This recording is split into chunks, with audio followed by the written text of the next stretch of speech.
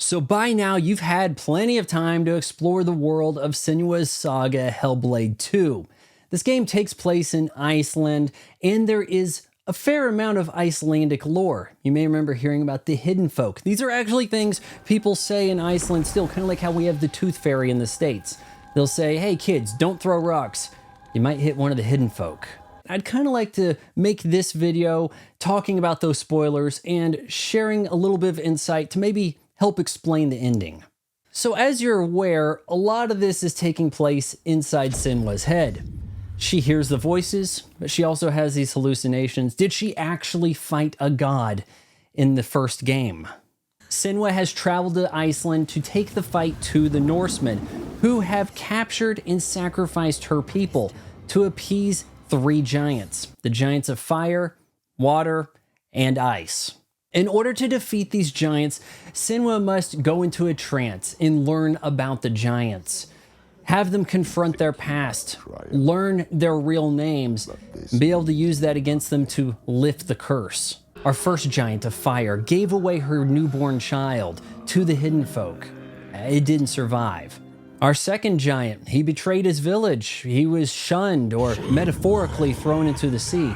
And that's to explain why there is such rough ocean.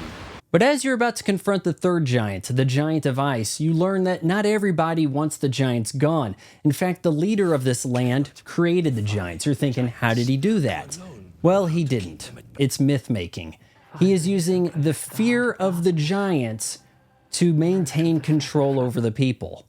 And so despite seeing people actually fight giants, you have to look back and think, these events happened in Senua's head when she was in a trance.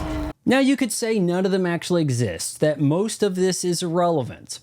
But consider this, and the game allows this to be left to interpretation.